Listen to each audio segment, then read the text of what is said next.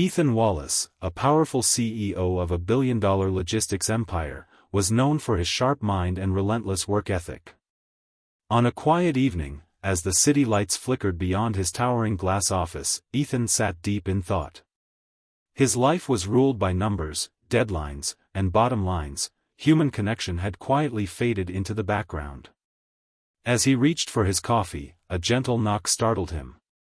It was Mia, the 7-year-old daughter of the janitor, waiting for her mother to finish work. Mia hesitated before walking in, clutching a worn-out book in her hands. Her big, curious eyes scanned the luxurious office, but her words cut through the silence like a blade. "There's a camera in your office," she whispered. "Mommy says they watch you when you're not here." Ethan sat up, confused and slightly alarmed.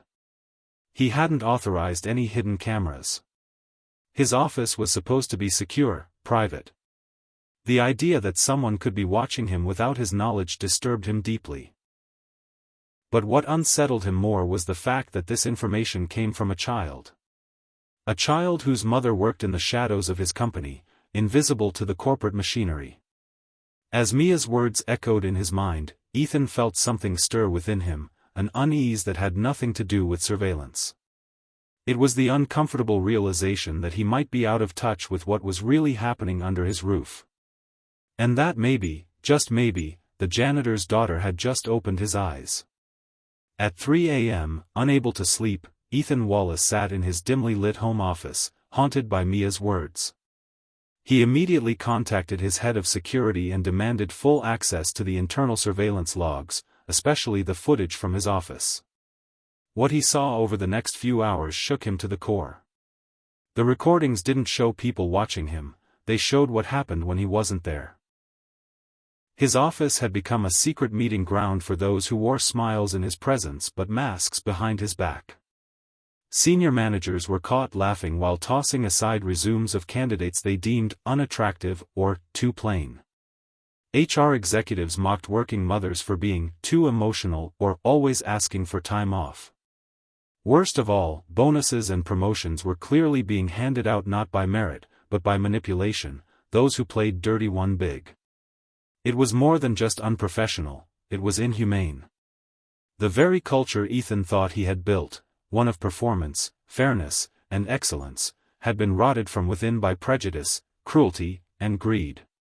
As the footage ended, Ethan sat still, his face pale and expression blank.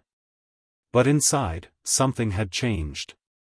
His jaw clenched, and his eyes steeled with a clarity he hadn't felt in years. He had trusted these people. Empowered them. And now, he had to decide what kind of leader he truly wanted to be. For the first time in a long time, Ethan was awake. And he was done being blind. The next morning, the atmosphere at the corporate headquarters was unusually tense. Phones rang unanswered, footsteps echoed louder than usual, and an eerie silence replaced the typical office buzz. At exactly 9 a.m., every senior staff member received the same urgent message: boardroom. Now. They shuffled in, one by one, confused and uneasy. No coffee cups. No small talk. Just the heavy sense that something was coming. Ethan stood at the front of the room, calm but unreadable, a folder in one hand and a large screen behind him. As the last person sat, the door quietly closed. Without preamble, Ethan hit play. The surveillance footage began to roll. Gasps and shifting chairs followed. No commentary. No explanations. Just clip after clip, executives laughing over shredded resumes, HR heads whispering vile jokes, deals made with handshakes and hidden motives. Their own words, their own faces, exposed. When the screen went black, Ethan finally spoke, his voice low but unshakably firm. "You've betrayed everything we claim to stand for." No outbursts. No denials. Just the undeniable weight of truth pressing down on the room. By 10 a.m., security quietly began escorting people out. Some wept. Some stared in disbelief. Others simply walked, too ashamed to meet Ethan's eyes. Half the leadership team, gone. There were no goodbyes. Just a silent, stunning reckoning. And for the first time in years, the walls of the company, once built on silence and shadows, began to breathe. 1 week later, the company cafeteria felt like a different world. Laughter echoed where tension once lingered. Gone were the cold stares and whispered politics. In their place sat a diverse, energized team. People who had once been invisible now wore name badges with pride. Janitors became operations assistants.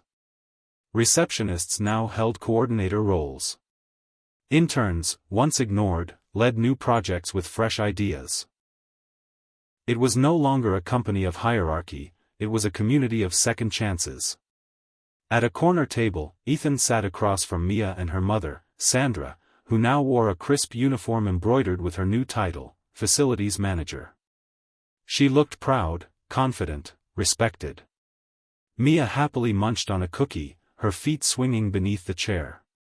Ethan, moved by the quiet joy in front of him, leaned toward Mia and asked gently, "Why did you tell me?"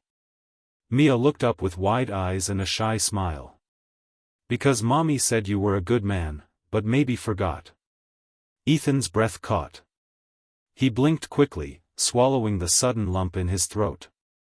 That one sentence, so innocent, so piercing, cut deeper than any corporate report ever had. In that moment, he didn't feel like a CEO. He felt like a human, reminded of who he used to be, and who he could still become. Mia reached across the table and held his hand. Ethan smiled through teary eyes. Sometimes, it takes the smallest voice to awaken the biggest heart. 1 year later, the transformation was undeniable. What had once been a rigid corporate machine now pulsed with purpose and compassion. At the annual company town hall, employees from every department, new hires, former janitors, young interns, gathered in a sunlit auditorium filled with laughter and energy. Ethan stood on stage, not as a distant executive, but as a man changed by truth. Behind him, a massive mural stretched across the wall, a hand reaching down to lift another, and beneath it, the words that now defined the company's soul. Do the right thing, even when no one's watching. Ethan spoke briefly, his voice warm and steady. He talked not about profits, but about people. About how greatness isn't measured in numbers, but in how we treat those who can't give us anything in return. He thanked the employees who had stepped up, not just into new roles, but into a better culture. In the front row, Mia sat beside her mother, dressed in a neat dress with little stars on it, her eyes wide with pride. As the crowd erupted in applause, she clapped the loudest, small hands making a big sound. Ethan caught her eye and smiled. That one quiet whisper in a glass office had sparked a revolution of integrity. A little girl had reminded a powerful man of the most powerful truth. Kindness isn't weakness, it's leadership.